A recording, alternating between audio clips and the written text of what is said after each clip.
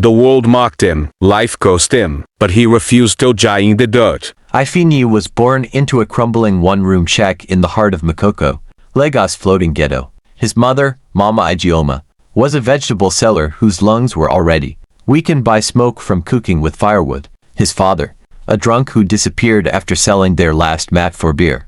By age 6, Ifeanyi was hawking pure water. By 8, he was shining shoes. By 10, he had learned to fight hunger with a plastic smile and a tired voice. School was a dream not for boys like him. Every afternoon, he stood at the gates of Queensland Royal Academy, the most expensive school in the area. The boys in blazers mocked him. The girls giggled. One day, they poured yogurt on his head.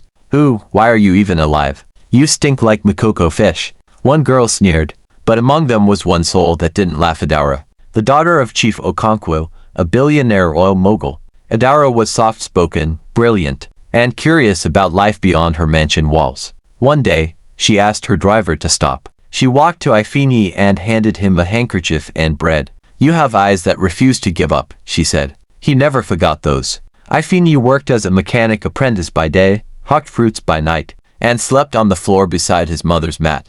One day, while trying to sneak into a free community library, he was accused of theft. He was stripped, beaten with kiboko, and paraded half-naked in the market. People spat on him. His crime?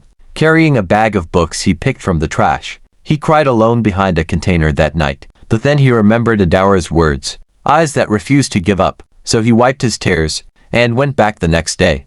Years passed. Adara, now 19, was in the university, while Ifeanyi, 20, was fixing laptops with self-taught skill. One day, she walked into the shop with a broken MacBook. She didn't recognize him at first. He smiled. "Maybe I don't stink anymore." She gasped. "Ifeanyi."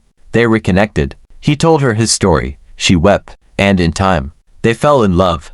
When Chief Okonkwo found out his only daughter was dating a ghetto mechanic, hell broke loose. He sent thugs to Ifeanyi's shop. They destroyed everything. He was dragged out in the street and beaten within an inch of his life. The police paid off, arrested him and charged him with fake robbery accusations. But Adara stood by him. She bailed him out, sold her jewelry to help him rebuild, and stood before her father. "I will marry the man I love, not the man you bought." Chief Okonkwo threatened to disown her. Just when Ifeanyi secured a pitch with a global tech firm for his Street Aid app, which helps the poor find free food, jobs, and education, Adara collapsed during a walk. She had been hiding it all along, stage 4 lung cancer. "I didn't tell you, because I wanted to live these days in joy." Ifeanyi stayed by her hospital bed. He prayed, he begged, he fasted. On the morning of his pitch, the one moment that could change everything, she whispered, "Even if I go, promise me, don't return to the dust." That evening, she died in his arms. Ifeanyi didn't show up for the pitch. He buried her, built a small garden over her grave, and vanished. He returned to Makoko, stopped eating, stopped speaking. Everyone thought it was over. Even Chief Okonkwo came, kneeling by her grave, broken and ashamed. 1 year later, a knock came on his rusty door. A white woman stood there, Dr. Ellen Williams, head of an international NGO. She had found Adara's video journal, and in it, she spoke of Ifeanyi's vision. "This boy has something the world needs. Help him change it." The foundation gave him a $1 million grant. He launched Street Aid Global. Within a year, it reached 23 countries. He spoke at the United Nations, barefoot, holding Adara's handkerchief in his pocket. "Everything I built with pain and love." A marble statue now stands in Makoko.